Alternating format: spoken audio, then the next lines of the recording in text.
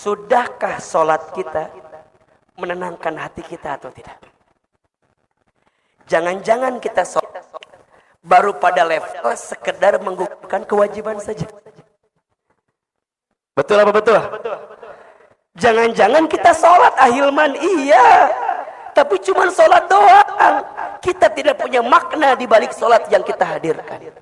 Maka pertanyaannya, gimana caranya agar sholat itu bisa menenangkan hati kita? Gimana caranya nih agar sholat itu bisa menjadi jalan keluar bagi kita? Assalamualaikum warahmatullahi wabarakatuh. Satu kali dikisahkan ada seorang sahabat bernama Abdullah bin Mas'ud radhiyallahu anhu. Siapa namanya? Abdullah bin Mas'ud. Tahu? Kenal? Di mana kenalannya? Ustaz, bagaimana kisahnya? Satu kali sahabat Abdullah bin Mas'ud radhiyallahu an pernah bertanya kepada Rasulullah sallallahu alaihi wasallam. Kata Abdullah bin Mas'ud, sa'alatun Nabi sallallahu alaihi wasallam. Saya pernah bertanya kepada Nabi sallallahu alaihi wasallam. Qala, apa kata Abdullah bin Mas'ud? Ya Rasulullah, ayyul amali ahabbu ila Allah taala. Ya Rasulullah, amal apa yang paling dicintai oleh Allah? Apa pertanyaannya? Amal apa yang paling dicintai oleh Allah? Sekarang Ustadz mau tanya ini. Bapak Ibu, kalau kita ingin dicintai oleh seseorang, maka rumusnya adalah lakukan apa yang dicintai oleh seseorang itu. Betul apa betul? Iya apa ya? Ini teman-teman nih, para jamaah, kalau ingin dicintai sama Ayahanda Wahidin Halim, maka rumusnya lakukan apa yang dicintai oleh Ayahanda. Betul apa betul? Maka sama, kalau kita ingin dicintai oleh Allah, bahkan bukan hanya dicintai, tapi ingin menjadi orang yang paling dicintai oleh Allah. Ini pertanyaan sahabat mulia Abdullah bin Mas'ud radhiyallahu anhu. Ya Rasulullah, amal apa yang paling dicintai oleh Allah? Qala, Rasulullah sallallahu alaihi wasallam menjawab, yang pertama, itu ala waktiha, salat di awal waktunya. Apa yang pertama? Salat di awal waktu atau salat pada waktunya. Qala thumma ay. Kemudian sahabat Abdullah bin Mas'ud nanya lagi, ya Rasulullah, kemudian apa lagi? Kemudian apa lagi? Qala, Rasul kemudian menjawab, yang kedua, birrul walidain, berbuat baik kepada orang tua. Apa yang kedua? Birrul walidain, percis seperti nama masjid kita, berbuat baik kepada orang tua. Qala thumma ay. Kemudian Abdullah bin Mas'ud nanya lagi, ya Rasulullah, apa lagi? Kemudian Rasul menjawab, qala al jihadu fi sabilillah, bersungguh-sungguh di jalan Allah. Ada berapa jumlahnya? Ada berapa? Tiga ini apa namanya? Amalan yang paling dicintai oleh Allah. Satu apa? Salat di awal waktu. Dua, birrul walidain, berbuat baik kepada orang tua. Tiga, jihad fi sabilillah, bersungguh-sungguh di jalan Allah. Perhatikan, dari tiga amalan di atas, ada satu amalan yang percis seperti nama masjid kita. Apa amalannya? Birrul walidain, berbuat baik kepada orang tua. Ahilman yakin Ayahanda Dr. Wahidin Halim beserta pengurus masjid ini memberikan nama birrul walidain karena ini bukti kebaikan kepada orang tuanya. Betul apa betul? Iya apa iya? Dan tolong catat baik-baik ya.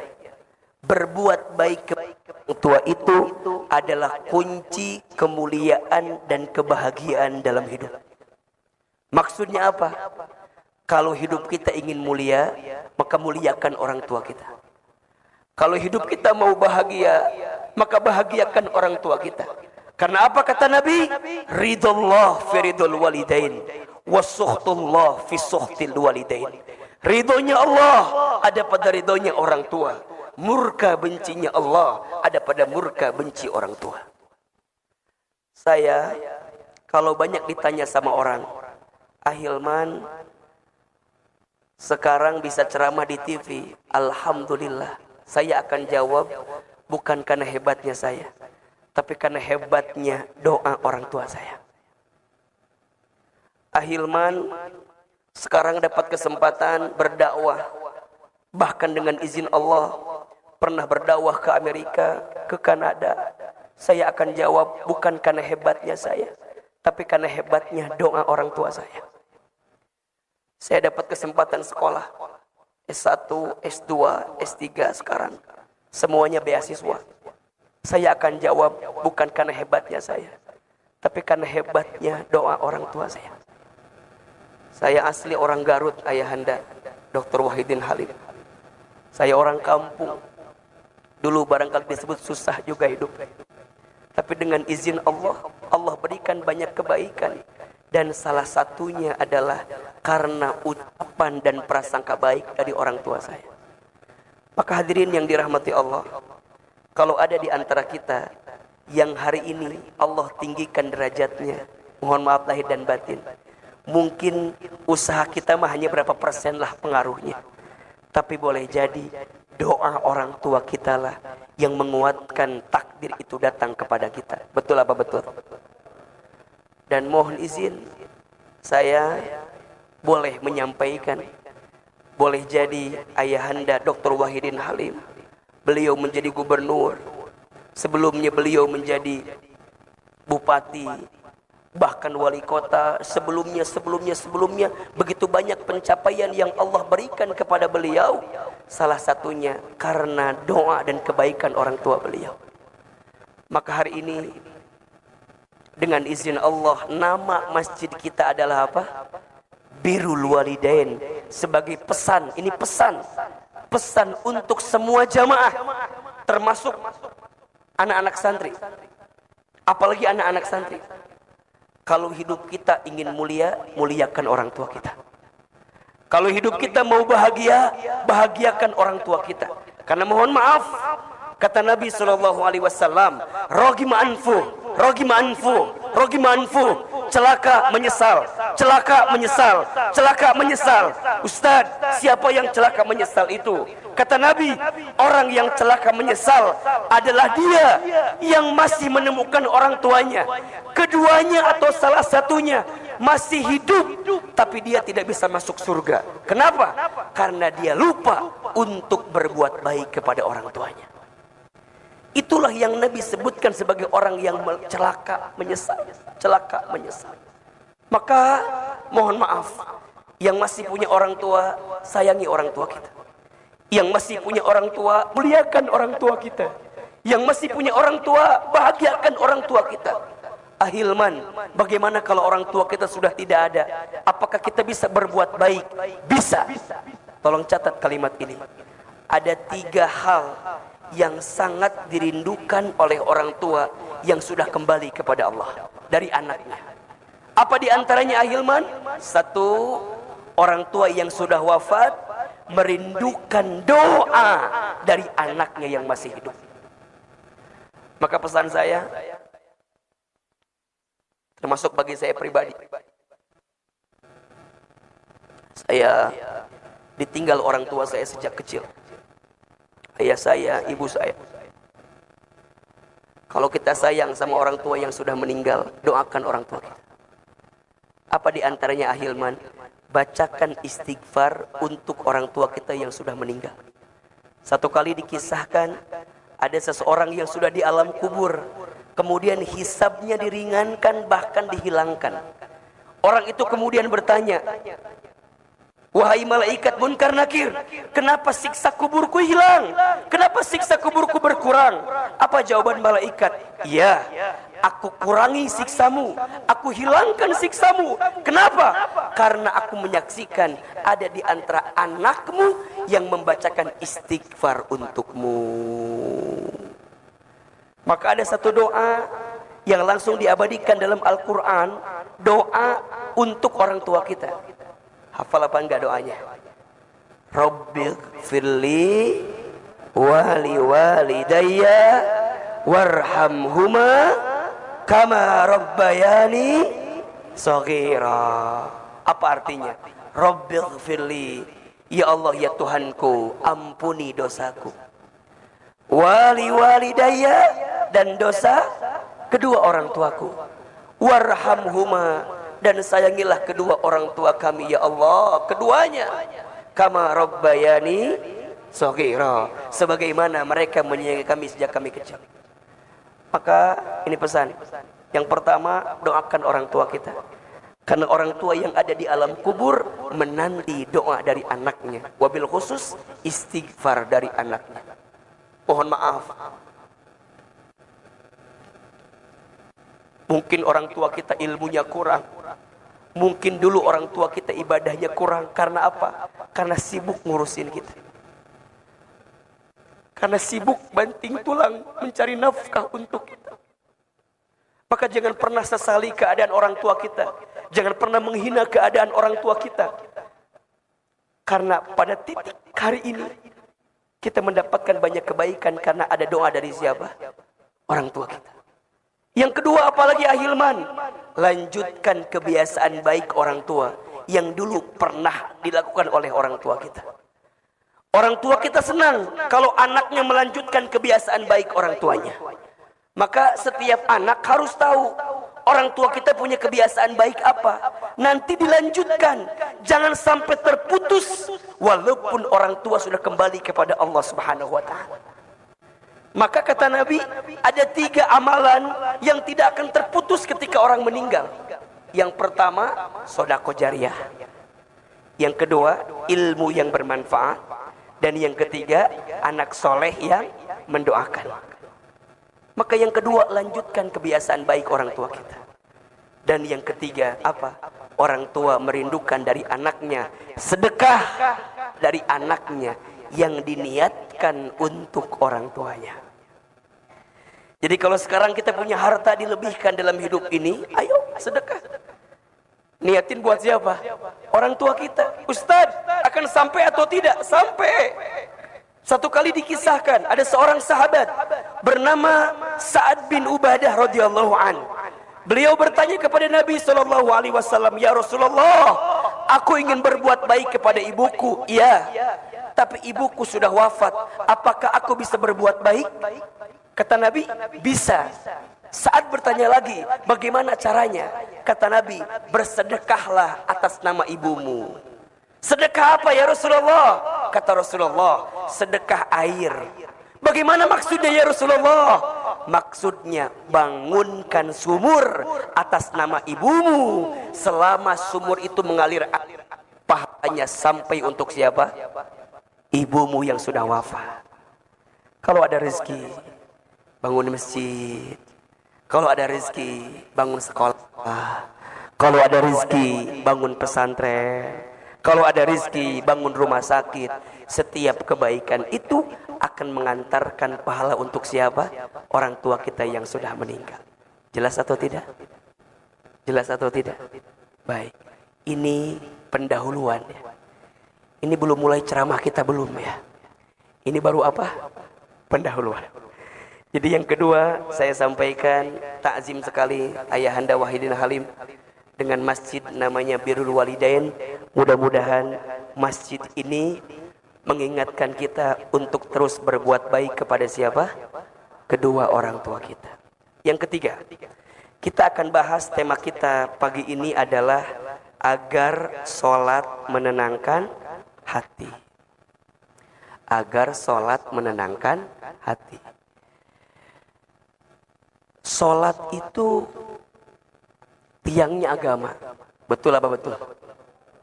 As-sholatu imaduddin. Salat itu tiangnya agama. Dalam satu bangunan, tiang itu penting atau tidak? Saya tanya, dalam satu bangunan tiang itu penting atau tidak? Penting aja, penting banget. Cius. Mie apa? Mie ayam. Bangunannya mewah, tiangnya roboh. Apa yang terjadi? Hancur. Bangunannya bagus, tiangnya rapuh. Apa yang terjadi? Hancur. Betul? Kalau bahasa kita nih, orang penampilannya gagah, penampilannya bagus, tapi tidak sholat. Apa yang terjadi? Hancur. Maka apa kata Nabi dalam hadis yang lain? Inna awwala ma yuhasabu bihil abdu yaumal qiyamah as-salat. Sesungguhnya perkara pertama yang akan dihisab ketika nanti hari kiamat salat. Fa in saluhat salaha kulluh, fa in fasadat kulluh. Jikalau baik salatnya, baik seluruh amalnya. Tapi jika rusak salatnya, maka rusak seluruh amalnya. Jadi kalau ahilman tanya, salat itu penting atau tidak? Penting aja, penting banget. Penting aja, penting banget. Cius. Mie apa? Mie goreng ya.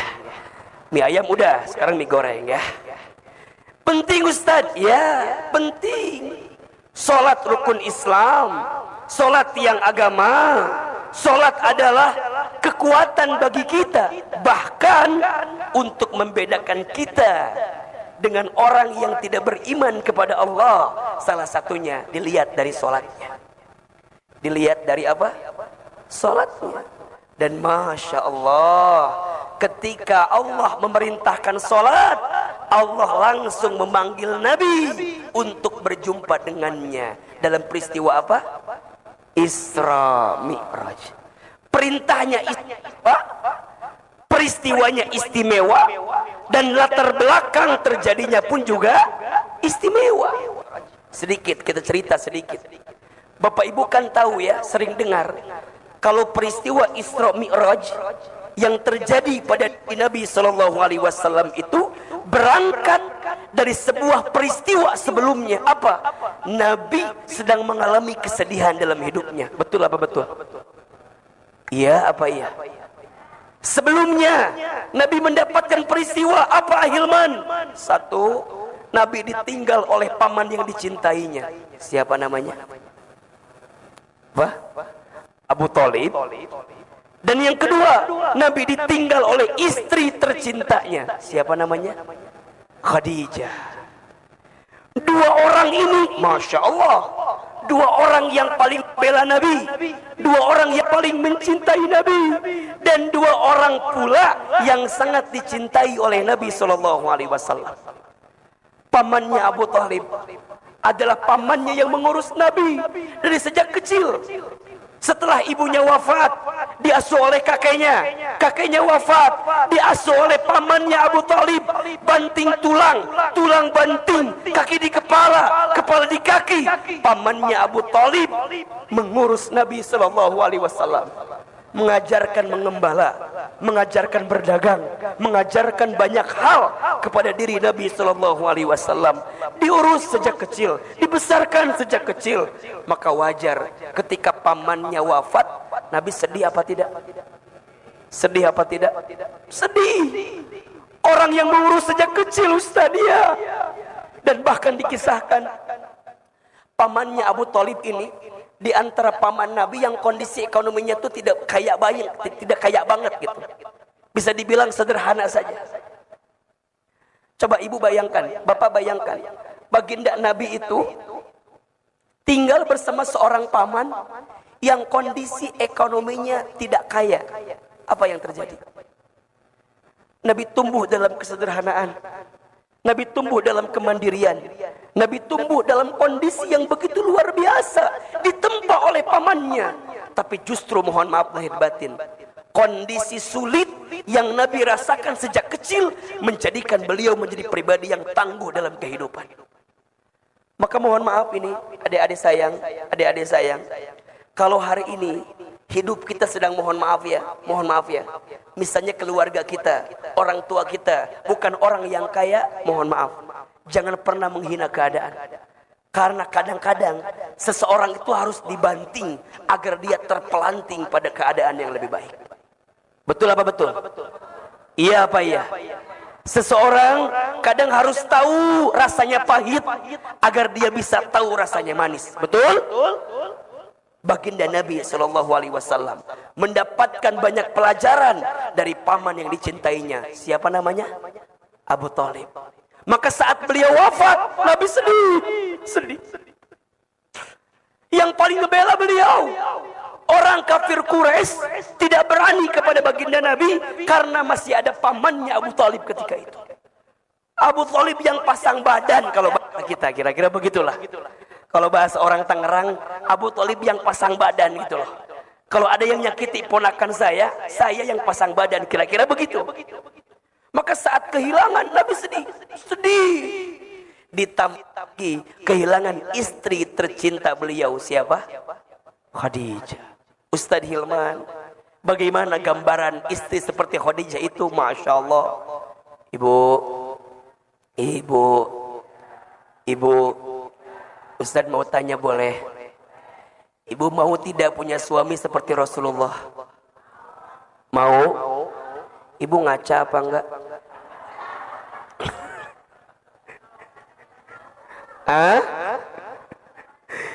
Ustaz, kok gitu jawabannya? Iya, Rasulullah hebat. Iya, jangan lupakan di samping beliau ada perempuan yang hebat. Siapa? Khadijah. Insyaallah.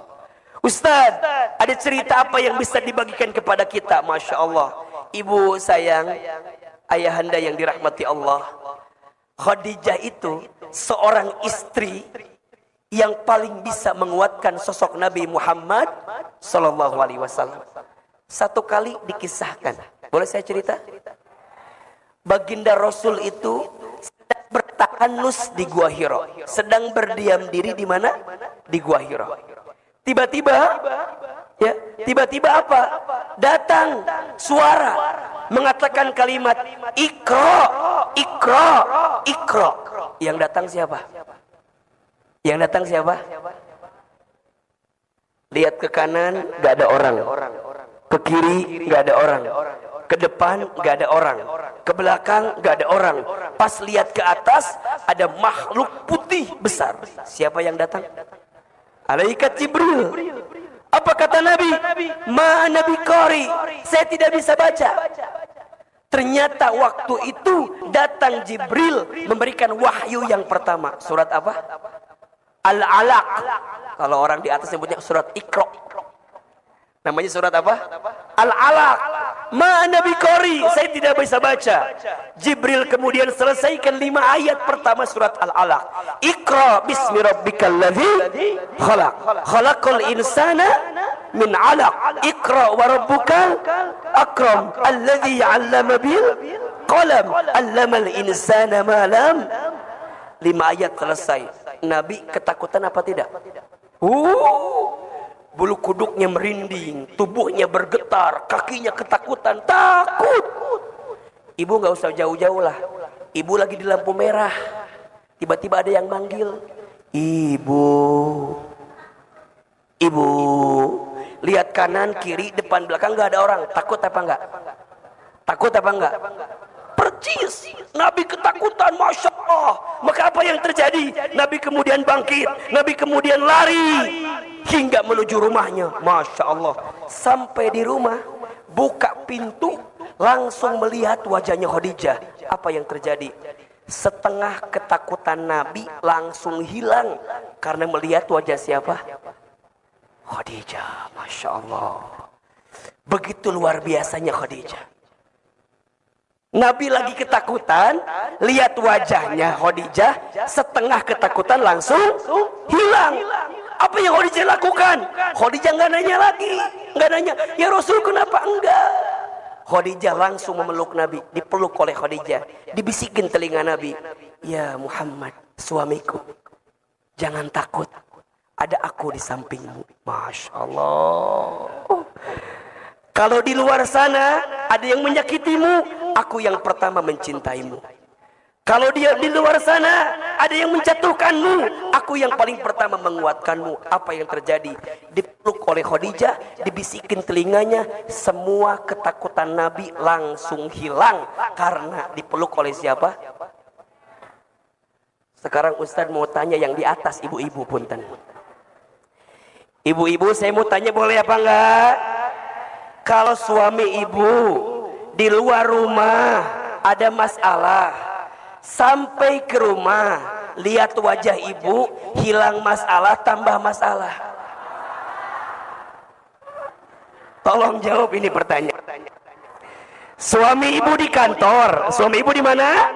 Di kantor. Ada masalah, pulang ke rumah lihat wajah ibu, hilang masalah tambah masalah. Baik. Ternyata Ahilman baru tahu masalah suami di sini ada di atas masalahnya. Oh, Ahilman berarti masih jauh kita dari karakteristik Bunda Khadijah, masih jauh.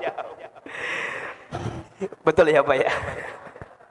Maka mohon maaf Ustaz, ketika kehilangan Khadijah Nabi sedih apa tidak? Sedih. Karena Khadijah yang memberikan semuanya. Sampai satu kali dikisahkan, Nabi itu lagi duduk, Khadijah itu tiduran di atas pahanya Nabi SAW. Kebayang apa enggak? Oh, jangan dibayangin ya, karena ibu tidak pernah mendapatkan itu dari suaminya ya. Nabi lagi duduk, kemudian Khadijah tidur di atas pahanya siapa? Rasulullah SAW. Tiba-tiba apa yang terjadi? Nabi itu nangis. Nabi nangis, kemudian air matanya nyakcelak, tehnya menetes hingga ke keningnya siapa? Khadijah. Kata Khadijah, pas lagi ngelihat gini, langsung dihapus air matanya Nabi, dihapus. Suamiku, jangan menangis katanya. Kenapa engkau menangis? Kemudian baginda menjawab, sungguh aku sangat mencintaimu wahai istriku. Ibu pernah nggak digituin sama suaminya? Saya tahu nggak pernah ya, nggak apa-apa. Ustaz, yang ada, mohon maaf ya, ini mah bukan suami yang di sini, yang di sono ya. Yang ada paling gini kalimatnya, ibu teh kapan meninggal? Bukan yang di sini, ya bukan yang di sini, tapi yang di mana? Sono. Yang di sini mah insya Allah enggak ya. Enggak jauh beda gitu ya. Gimana Ustaz? Nangis. Kata Khadijah, jangan. Kenapa? Lihat kalimat Khadijah ini luar biasa. Ya Rasulullah, kalau seandainya nanti aku wafat dan engkau akan berdakwah keluar sana, sedangkan engkau tidak punya lagi biaya untuk berdakwah, maka kata Khadijah, tolong gali kuburanku dan jadikan tulang belulangku untuk mendukung dakwahmu ya Rasulullah. Sampai segitunya Bu, Masya Allah. Kalau ini bahasanya kiasan ya, ini bahasanya kiasan. Kalau engkau mau berdakwah dan engkau tidak punya lagi biaya, engkau tidak punya lagi materi, engkau tidak lagi punya bekal untuk berdakwah, tolong gali kuburanku dan jadikan tulang belulangku untuk bisa mendukung dakwahmu ya Rasulullah. Ibu udah begitu belum sama suami Bu? Cius. Kadang-kadang kalau kita memohon maaf, uangmu, uangku, uangku, asal jarak rahu akhir Pak. Jadi gimana Ustaz? Ini saya lagi cerita. Ketika Nabi sebelum peristiwa Isra Mi'raj, Nabi sedih karena kehilangan dua orang yang dicintainya. Kehilangan Abu Thalib pamannya, kehilangan istrinya siapa? Khadijah. Maka Nabi sedih. Disebutlah tahun itu dengan tahun apa? Amul Huzni, tahun kesedihan. Tahun kesedihan. Maka dengan izin Allah, singkat cerita, Allah berikan kekuatan kepada Nabi dengan peristiwa namanya apa? Isra Mi'raj. Apa itu Isra Mi'raj, Ahilman? Isra diperjalankannya baginda Nabi dari Masjidil Haram kemana? Masjidil Aqsa. Kemudian Mi'raj. Apa itu Mi'raj? Diangkatnya baginda Nabi dari Aqsa menuju Sidratul Muntaha. Peristiwa Isra disebutkan di surat Al-Isra ayat 1. Peristiwa Mi'rajnya disebutkan di surat An-Najm ayat 1 sampai 18. Jadi kalau kita bicara Isra Mi'raj, itu dua maknanya. Isra diperjalankan dari mana? Dari Haram ke Aqsa. Mi'raj diangkat dari Aqsa menuju mana? Sidratul Muntaha. Sepulang dari sana, Nabi mendapatkan oleh-oleh sebagai penguat bagi beliau. Apa perintahnya? Sholat. Kalau kita tarik garisnya, berarti kalau kita punya persoalan, kalau kita sedang punya masalah, kalau kita lagi gelisah, kalau kita lagi sedih, maka tidak ada yang bisa menguatkan kita, tidak ada yang bisa menolong kita kecuali Allah. Dan lakukanlah perintah apa? Jelas atau tidak? Jelas atau tidak? Jadi kalau kita tarik, yang namanya sholat itu bisa nolong kita atau tidak? Bisa. Bisa menenangkan hati kita atau tidak? Bisa. Sekarang pertanyaannya, sudahkah sholat kita menenangkan hati kita atau tidak? Jangan-jangan kita sholat baru pada level sekedar menggugurkan kewajiban saja. Betul apa betul? Jangan-jangan kita sholat, Ahilman, iya, tapi cuma sholat doang. Kita tidak punya makna di balik sholat yang kita hadirkan. Maka pertanyaannya, gimana caranya agar sholat itu bisa menenangkan hati kita? Gimana caranya nih agar sholat itu bisa menjadi jalan keluar bagi kita? Ya, coba Ahilman mau tanya, ada yang lagi susah hidupnya sekarang? Ada yang mana orangnya? Mana? Ada yang lagi sempit? Ada. Yang lagi punya masalah? Ada. Gampang. Kalau Ahilman lihat ya, kalau yang lagi punya banyak masalah mah gampang. Yang duduknya paling belakang nyender ke tembok. Itu biasanya. Itu yang paling simpel jawabannya. Ya. Yang di mana duduknya? Paling belakang nyender tembok.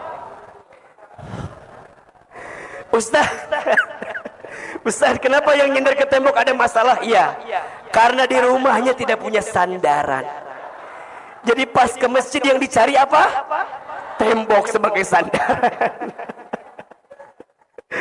Ahilman, ya. Tuh kan jadi kesindir. Ayahanda Wahidin langsung berubah duduknya kan. Beliau dari yang gini jadi begini. Ahilman, gimana caranya agar sholat menenangkan hati kita? Tolong catat ya.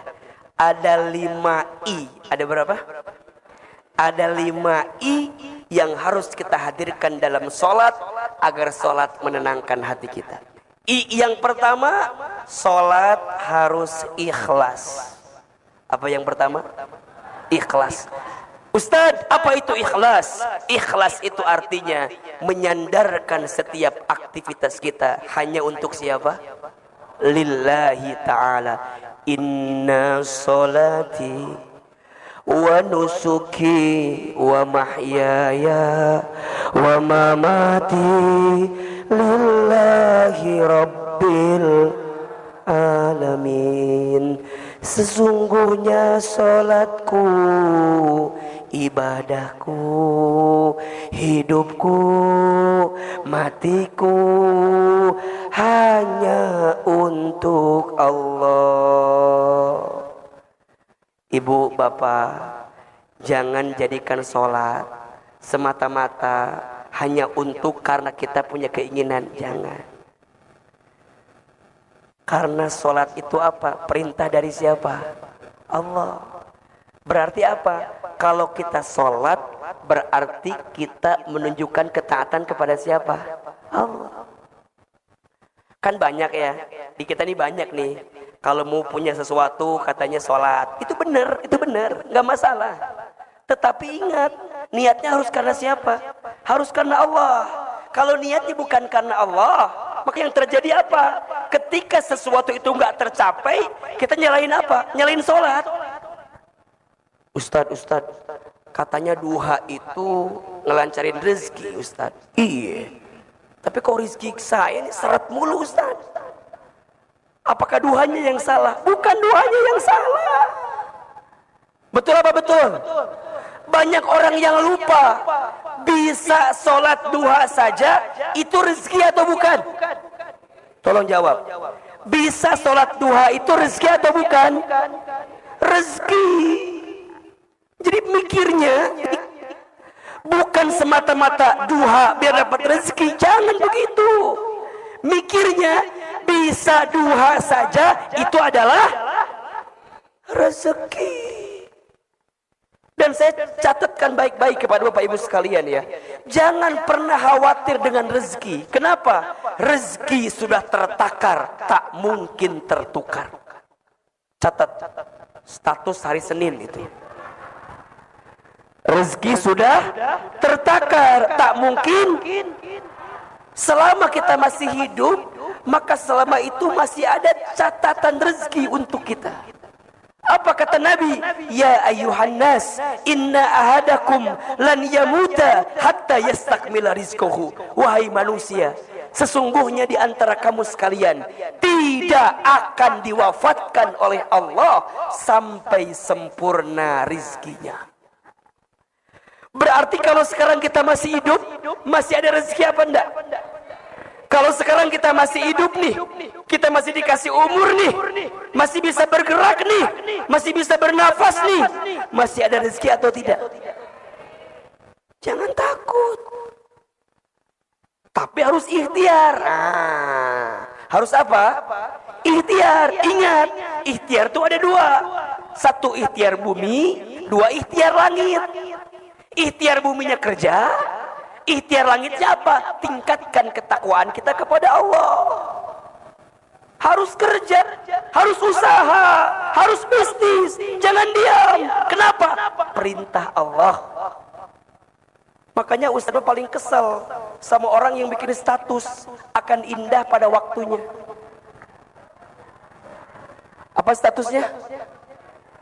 Akan indah pada usaha kagak mau, dagang kagak mau, silaturahmi kagak mau, ketemu sama orang kagak mau, jualin produk kagak mau, suruh sholat gak mau, sholat subuh kesiangan, malam tidur, pagi-pagi bangun-bangun bikin status. Apa statusnya?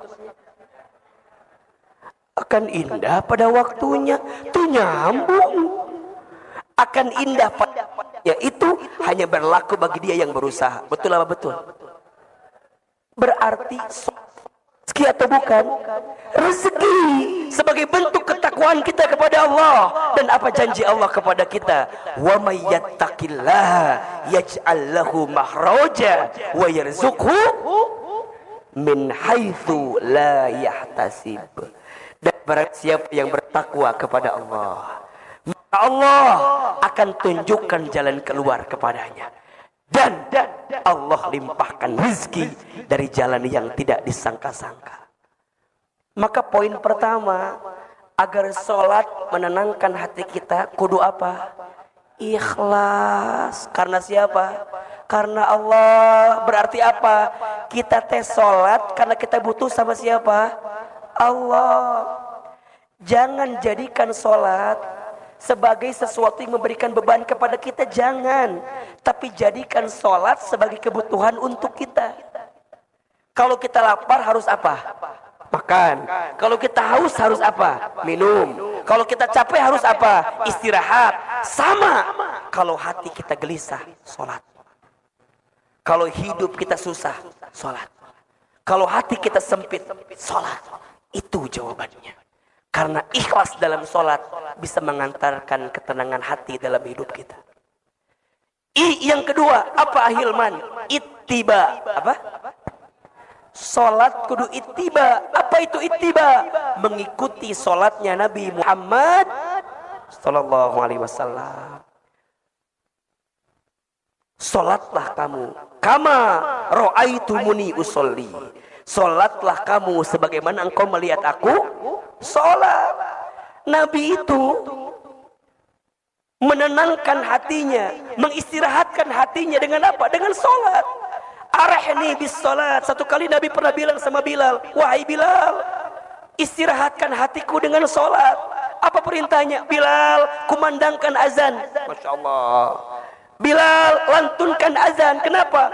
Karena saat aku mendengarkan suara azan, aku bisa mendapatkan ketenangan di dalamnya. Maka bagi orang beriman, tidak ada panggilan yang paling dirindukan kecuali panggilan azan, panggilan salat. Allahu Akbar, Allahu Akbar. Rindu dengan panggilan itu. Betul apa betul? Iya apa iya? Jangan dilanjutkan kembali ya. Masalah adzan cukup ya.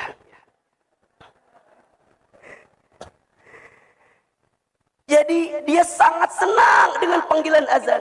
Kenapa? Karena saat terdengar azan berarti panggilan untuk apa? Salat. Maka apa kuncinya nanti? As-salatu fi awwali waktiha. Salat di awal waktu. Itu kebiasaan Nabi SAW.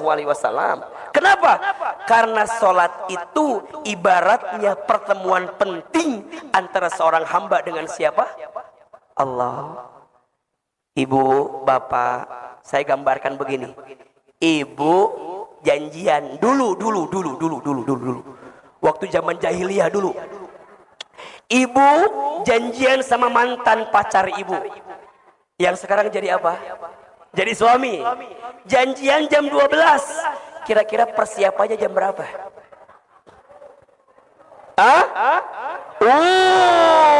Satu hari sebelumnya.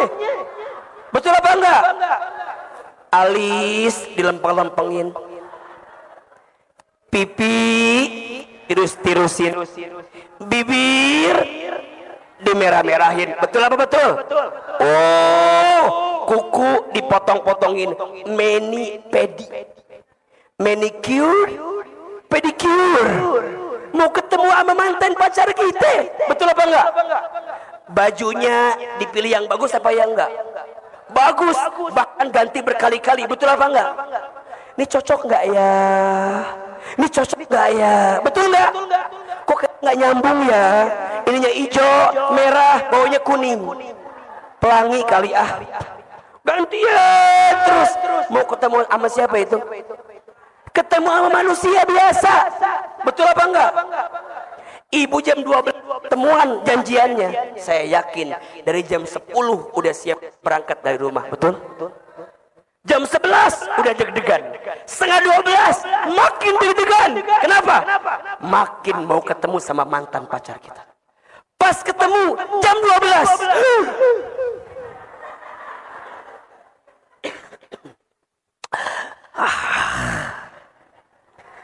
Mau makan apa?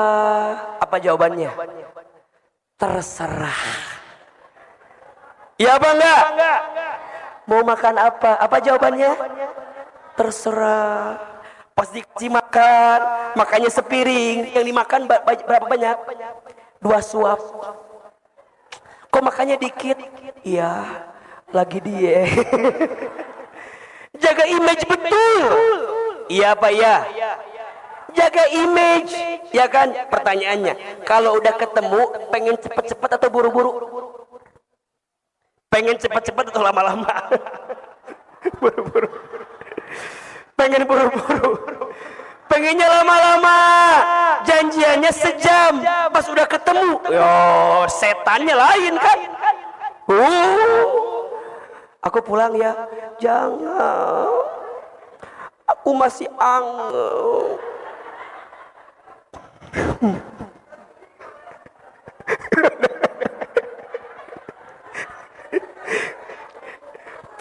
Pisah, udah pisah. Pertanyaan saya, sampai rumah teleponan apa enggak? Baru ketemu tadi siang, sampai rumah ngabarin, ayang,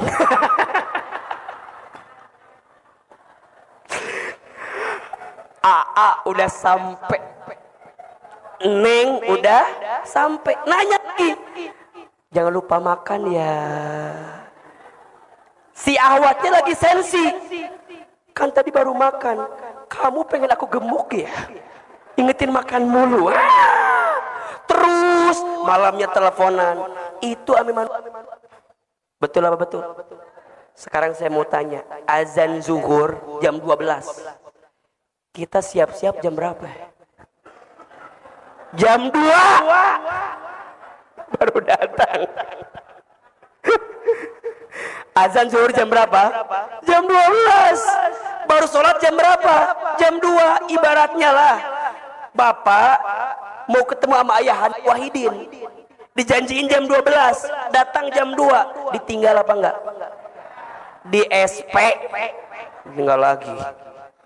Sekarang mohon maaf, bayangkan berapa kali kita meninggalkan sholat dalam waktu yang tepat. Betul apa enggak? Allah lagi nungguin kita, Allah menanti kita, kita yang butuh sama Allah. Allah nungguin kita, 5 waktu Allah siapin bagi kita.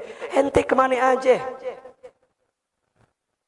Makanya nih ya, kalau bapak ibu waktunya ingin dikelola dengan baik, gampang, perbaiki sholat dah. Betul apa enggak? Kan hidup kita ini sebenarnya menunggu dari waktu sholat ke waktu sholat. Betul apa enggak?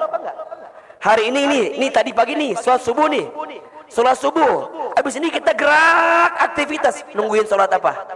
Zuhur. Habis zuhur aktivitas lagi, nungguin apa? Asar. Habis asar aktivitas lagi, nungguin apa? Maghrib. Kemudian duduk sebentar, nungguin apa? Isya. Kemudian tidur, nungguin apa? Gitu-gitu aja. Makanya mohon maaf ya, kalau saya dengan izin Allah kan saya jadi konsultan di beberapa perusahaan. Jadi indikator kalau mau rapat itu jangan bertanya kapan mulainya, tapi pertanyaannya kapan breaknya, agar pas jam 12 itu beres. Ketemu sholat apa? Zuhur. Jam berapapun mulainya, ketemu zuhur, break, selesai, sholat dulu. Cakep. Kalau kita pertanyaannya apa? Mulainya jam berapa? Bukan akhirnya jam berapa. Nah, akhirnya ini patokannya apa? Waktu sholat, waktu azan. Sekarang saya mau tanya, jadi azan itu penting atau tidak? Kok jadi ke azan lagi sih? Penting, pengingat bagi kita itu. Betul apa enggak? Sholat di awal waktu. Ibu ibaratkan seperti ibu ketemu sama mantan pacar ibu tadi, bapak ibaratkan bapak ketemu sama orang penting. Waktunya nggak boleh meleset. Betul apa enggak? Kita ketemu klien, ya, ketemu rekan bisnis, ya, ketemu pimpinan kita, ya, kan nggak bisa telat, ya nggak sih?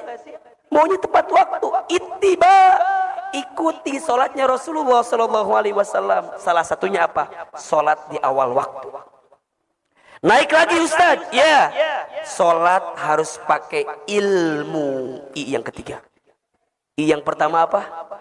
Ikhlas. I yang kedua, ittiba. I yang ketiga, ilmu. Orang yang sholat pakai ilmu sama yang tidak beda atau sama?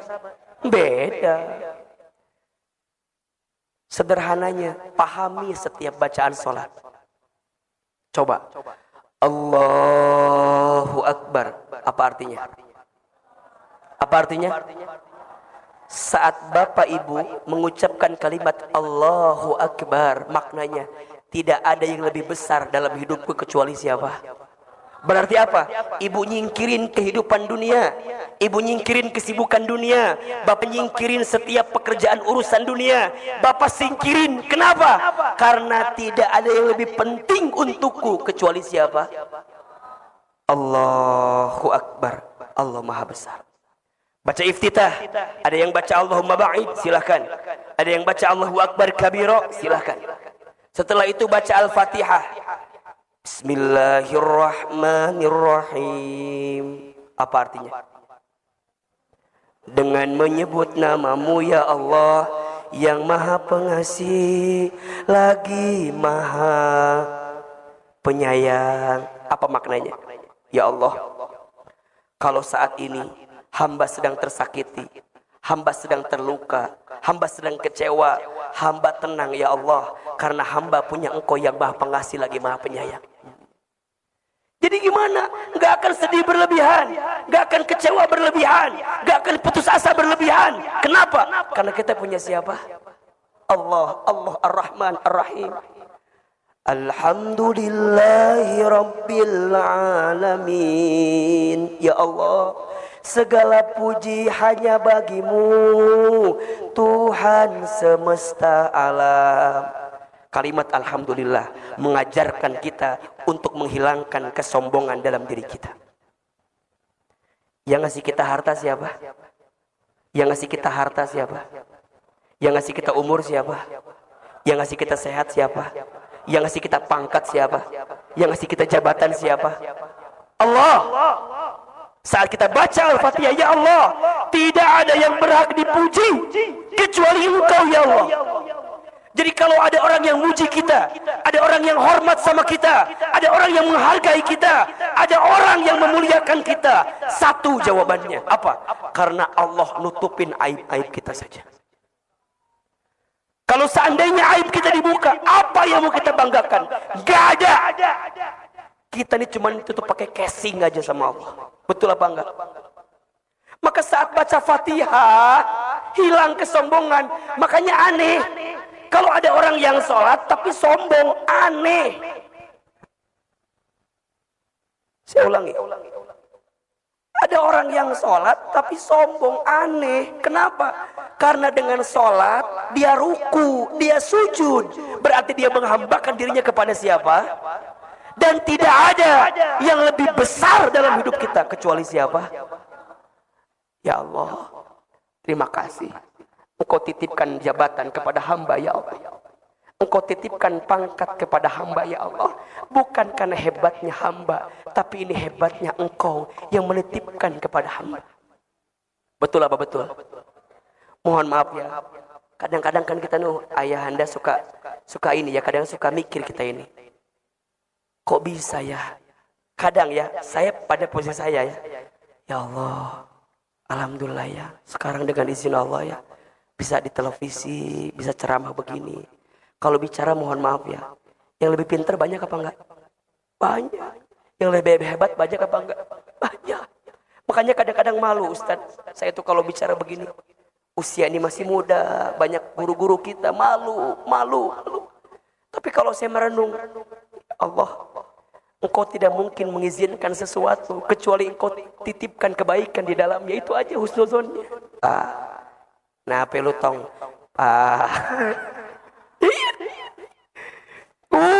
Kata-katanya disusun rapi. Itu mau minta sama ayahanda. Nah, ini sama Allah disiapin bacaan Fatihah. Iyyaka na'budu wa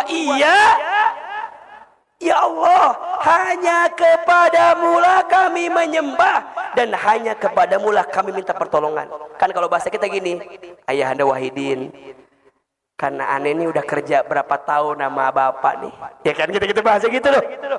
Bapak udah ngasih aneh rumah, udah ngasih aneh kendaraan. Satu lagi Pak, apa? Aneh mau nikah lagi Pak. Mintanya kan kadang-kadang banyak. Kenapa minta sama orang itu? Karena kita percaya orang itu bisa ngasih permintaan kita. Betul apa enggak? Sama cara kita minta kepada Allah. Jadi pertanyaannya, sholat yang pakai ilmu sama yang tidak beda atau sama? Beda. Rasanya beda. Beda rasanya. Maka nanti ada yang keempat. Satu tadi apa? Ikhlas. Dua, ittiba. Tiga, ilmu. Ada yang keempat. Sholat harus ihsan. Harus apa? Ihsan. Ahilman, apa itu ihsan? Ihsan itu artinya anta budallaha ka'annaka tarahu fa illam takun tarahu fa innahu yaraka. Engkau beribadah seakan-akan engkau melihat Allah, dan jika engkau tidak melihat Allah, Allah melihat kamu.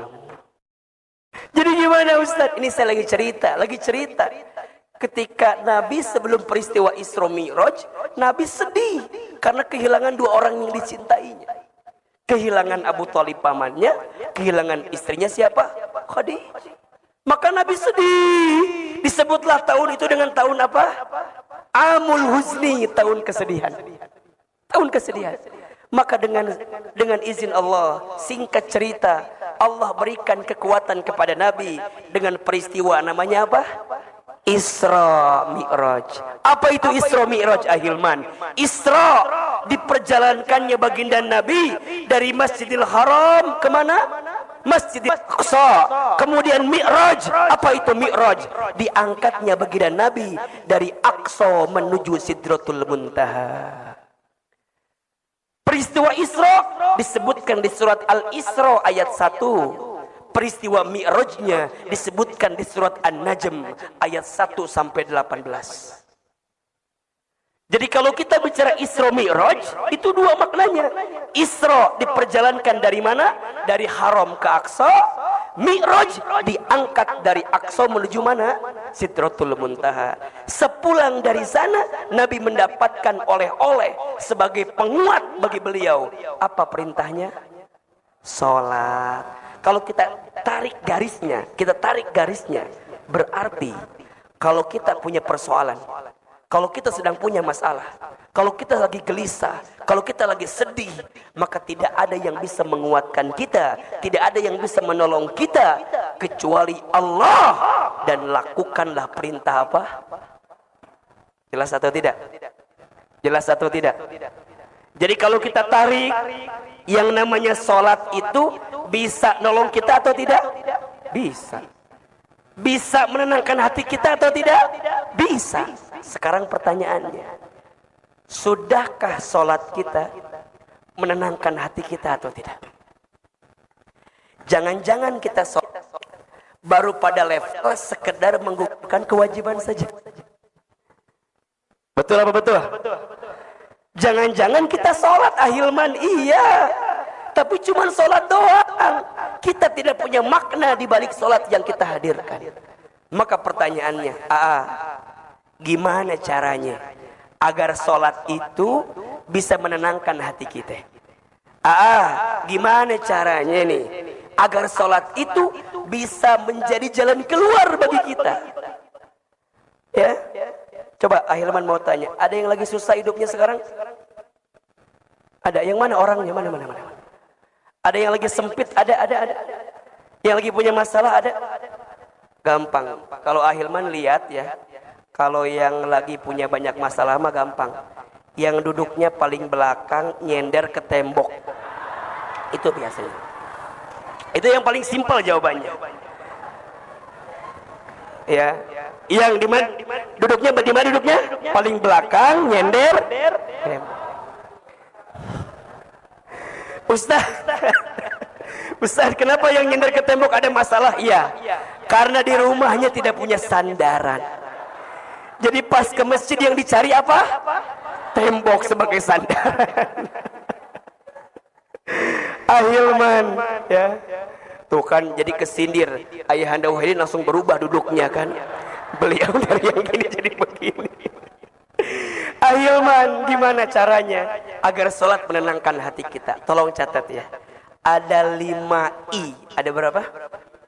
Ada 5 I yang harus kita hadirkan dalam sholat agar sholat menenangkan hati kita. I yang pertama, sholat harus ikhlas. Apa yang pertama? Ikhlas. Ustadz, apa itu ikhlas? Ikhlas itu artinya menyandarkan setiap aktivitas kita hanya untuk siapa? Lillahi ta'ala. Inna sholati wa nusuki wa mahyaya wa mamati lillahi rabbil alamin. Sesungguhnya sholatku, ibadahku, hidupku, matiku hanya untuk Allah. Ibu, bapak, jangan jadikan sholat semata-mata hanya untuk karena kita punya keinginan. Jangan. Karena sholat itu apa? Perintah dari siapa? Allah. Berarti apa? Kalau kita sholat berarti kita menunjukkan ketaatan kepada siapa? Allah. Kan banyak ya, di kita nih banyak nih, kalau mau punya sesuatu katanya sholat. Itu benar, nggak masalah. Tetapi ingat, niatnya harus karena siapa? Harus karena Allah. Kalau niatnya bukan karena Allah, maka yang terjadi apa? Ketika sesuatu itu nggak tercapai, kita nyalain apa? Nyalain sholat. Ustadz, katanya duha itu ngelancarin rezeki, Ustadz. Iya. Tapi kok rezeki saya ini seret mulu, Ustadz. Apakah duhanya yang salah? Bukan duhanya yang salah. Betul apa betul?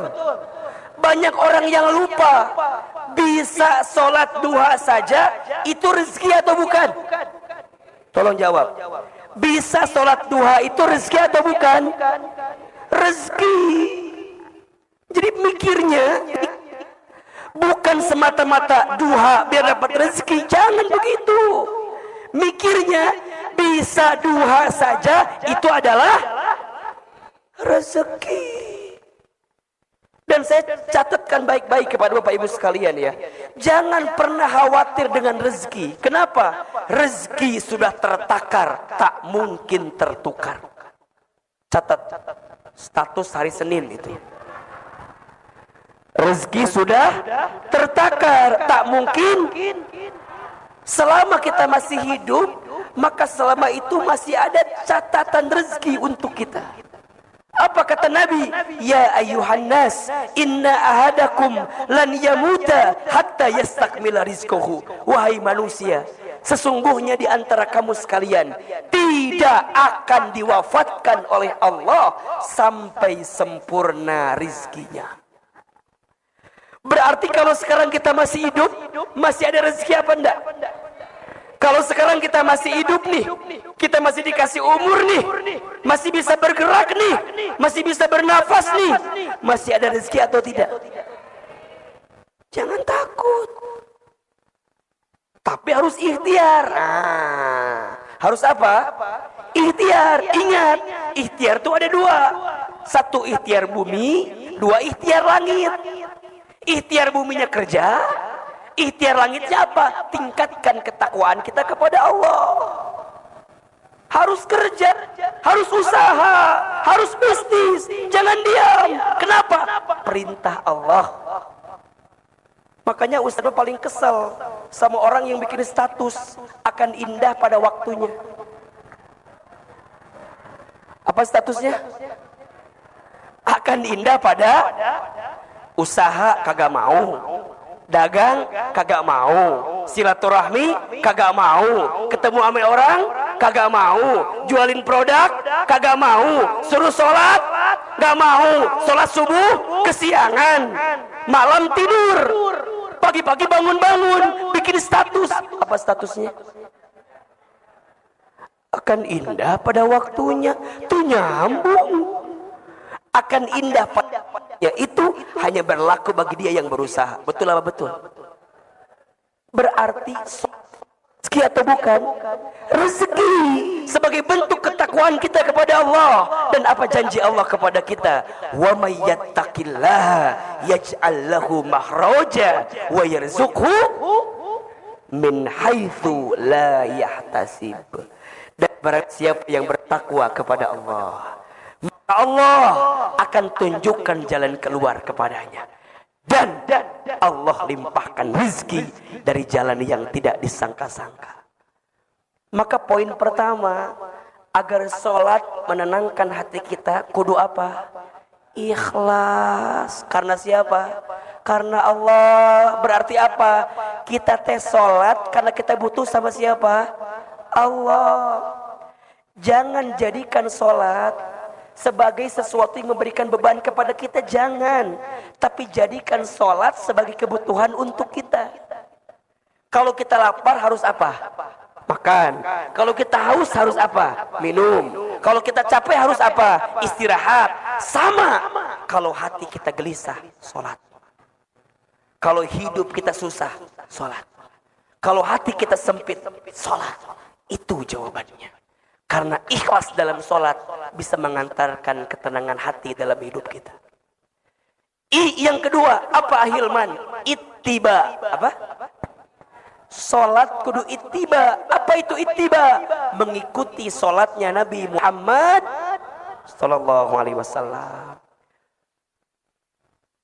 Salatlah kamu kama ra'aitumuni usolli. Salatlah kamu sebagaimana engkau melihat aku salat.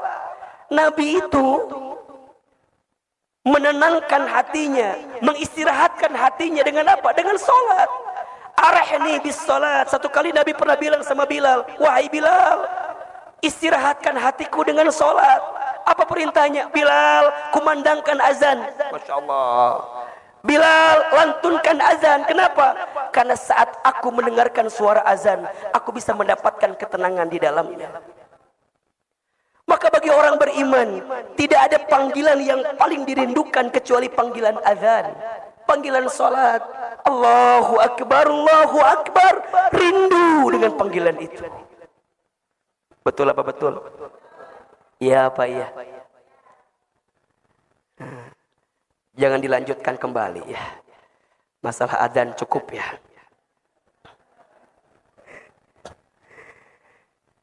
Jadi dia sangat senang dengan panggilan azan. Kenapa? Karena saat terdengar azan berarti panggilan untuk apa? Salat. Maka apa kuncinya nanti? As-salatu fi awwali waqtiha. Salat di awal waktu. Itu kebiasaan Nabi SAW. Kenapa? Karena salat itu ibaratnya pertemuan penting antara seorang hamba dengan siapa? Allah. Ibu, bapak, saya gambarkan begini. Ibu janjian dulu. Waktu zaman jahiliyah dulu. Ibu janjian sama mantan pacar ibu. Yang sekarang jadi apa? Jadi suami. Janjian jam 12. Kira-kira persiapannya jam berapa?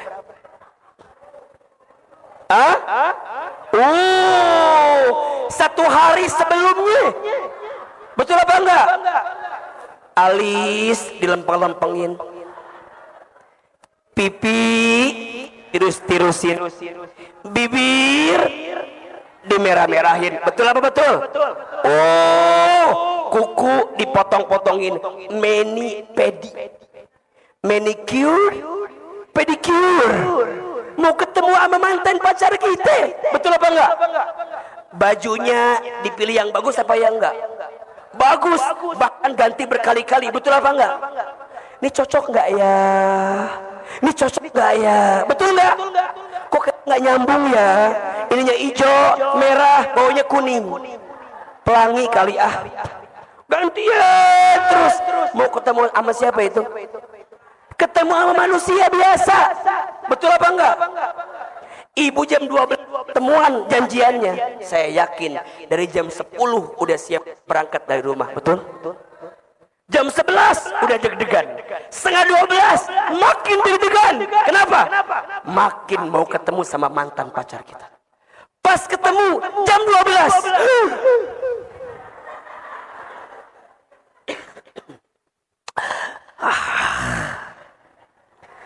Mau makan apa? Apa jawabannya? Terserah. Ya apa enggak? Mau makan apa? Apa jawabannya? Terserah.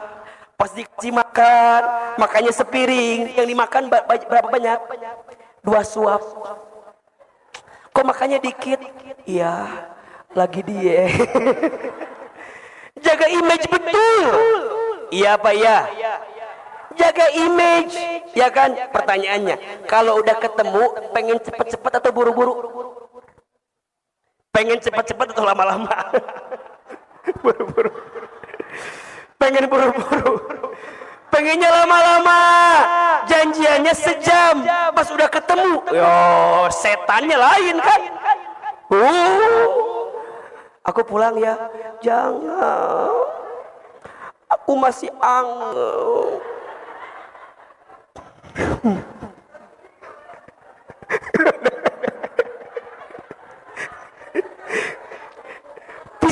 Pisah, udah pisah. Pertanyaan saya, sampai rumah teleponan apa enggak? Baru ketemu tadi siang. Sampai rumah ngabarin, ayang.